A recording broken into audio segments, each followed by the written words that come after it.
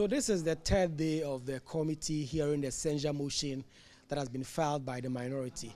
It may well be the last until maybe they need some additional answers from the proponents or some other institution for them to invite them. But today has been the day for Finance Minister Ken Ofori-Atta, who has been flatly denying all the accusations that have been leveled against him by the minority. First, though, the committee has now decided to strike out about 2 of the allegations that was included in the minority's motion for censure. Finance Minister Ken Ofori-Atta says he's sorry for the current state of the economy, although he does not admit full responsibility. And feel the terrible impact of rising prices of goods and services on the lives and livelihoods of ordinary Ghanaians.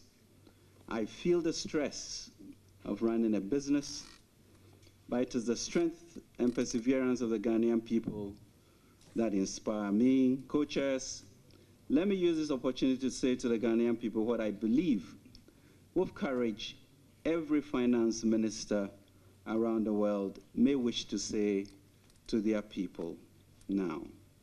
I am truly sorry. The minister has been flatly denying the 5 grounds he has had to respond to.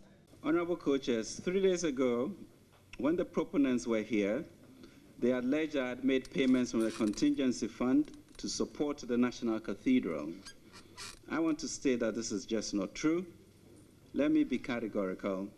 I have taken no money from the contingency fund to make payments for the National Cathedral. Co-chairs, on the issue of alarming incompetence and frightening ineptitude resulting in the collapse of the Ghanaian economy and an excruciating cost of living crisis. That is 6. I state as follows. These are very, very strong languages. And it is unfortunate, as also was the one on recklessness. Honorable co-chairs, the choice of words for these is worrying, especially as it relates to the functioning of the whole national economy and is resulting in the censure of the Minister for Finance. Meanwhile, some of the committee members, particularly the members on the minority side, Dr. Dominic Ayeni and Okujeto Ablakwa, have been punching some holes into the minister's response. Would seem to suggest that the issue of currency depreciation, the management of the stability of the national currency should be laid, at the doorsteps of the Bank of Ghana rather than the Ministry of Finance. Wednesday, 10th November 1999. Then Dr. Kunedu Apreku, Nana Akufo-Addo, J.H. Mensah, and others filed a motion against your predecessor, Finance Minister Kwame Pepra. And if you look at column 977, they use similar words.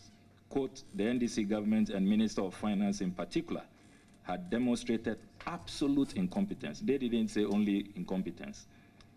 Absolute incompetence and gross negligence. The Finance Minister is raising issue with the language of the motion. And I want him to understand that it's consistent with the practice in this House.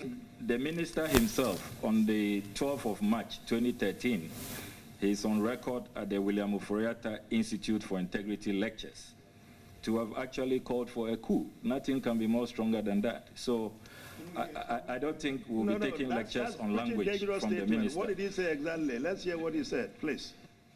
He said, March 12, 2013, the country's silence on the election petition could trigger a coup, unquote. He was speaking at the William Ofori-Atta Institute for Integrity lectures. So that has been the interaction between the Minister of Finance, Ken Ofori-Atta, who is facing removal by virtue of this censure motion, and the 8-member ad hoc committee. It appears it may be the last day and the committee will be expected to present a report next week. As soon as next week, a vote could be taken on this. If the NDC minority are able to garner 183 votes, the finance minister may be sacked by President Akufo-Addo. If not, he may continue. Never forget that some NPP MPs themselves are also calling for the finance minister's head, although they won't support this censure motion.